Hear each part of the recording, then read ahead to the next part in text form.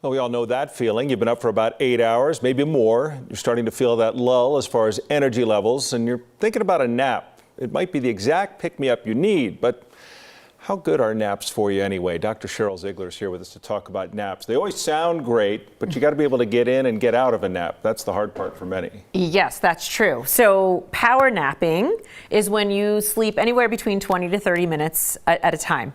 And I have been doing this for a long time. It is doable. So, you lay there and truly, I set my alarm, and if you do it for no more than 30 minutes, you don't go into a deep enough sleep so that you don't wake up groggy.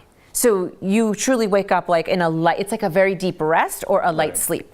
So again, it clears your head. It's really kind of the thing and gives your body some time to rejuvenate. Yeah, it helps with, your cognition, so your thinking skills. It helps with being more patient. It helps with irritability. It helps with your mood. It helps with a lot of things. And I know people think, oh, I couldn't do that. But truly, with some practice, you can. And really, it's the creativity part. So if you wake up at 6 a.m., at about 2 to 3 in the afternoon, most adults start to feel that lull. And that's when they grab the coffee. Right? So this is the alternative to grabbing the coffee. This is more restorative. I've always been a big fan of the siesta. Some cultures, this is actually part of culture. Yes. And I always thought this is a great idea for me. The only time I really get to nap now is when Kathy's doing the weather. But does it work for everyone? Is it something that, that one size fits all as far as naps?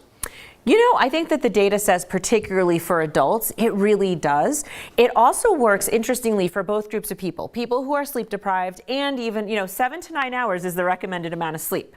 At least a third of Americans do not get 7 to 9 hours of sleep. So it's also a way to rejuvenate yourself when you're sleep deprived. So just the assumption that most people are sleep deprived, it's really beneficial. It's also beneficial. There's amazing stats around your cardiac health. There's stats around living longer. If you have diabetes, if you have high blood pressure, there's a lot of also physical health data to say that it helps you live longer because overall it's really restorative when we live in such a high stress world.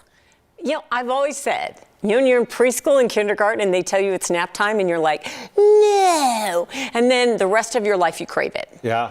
But That's true. The rest of your life. But I do think that if you can carve the time out, that's what I think a lot of people struggle. And if you were like to nap too late in the day, it probably messes with your sleep cycle. Yes, that's the one thing that sleep specialists will say is you have to see what works for you. Maybe a 4 o'clock nap is too late and you say, well, now I'm not going to sleep as much. So you really want to figure that out. It really is about 8 hours after you wake up. So each one of us wake up at a different time. Okay. So do the 8-hour thing and don't go past 30 minutes. And even if the first time you try it, if you lay there and you didn't feel like you fell into a sleep, that's okay. Get up. You still went into a deep rest. Yeah, I always think that's think, beneficial too. The healthiest things that you can really do, you can affect your own life with, involve exercise, diet, and sleep.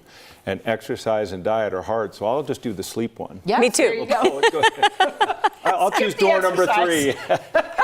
Yes. Sign us up. Plenty of people are doing a great job exercising and dieting. I think they've got it covered. I'll do the sleep part. Yeah, me too. I'm going to try it. Start trying it, at least on a weekend. I put a sleep mask on too, like an eye pillow almost. Oh, so you tune out the all noise. So you budget for this in your day. Not everyone has that time. Yes. It's in the middle of their day when you say you hit about 8 hours. That may not be doable for them.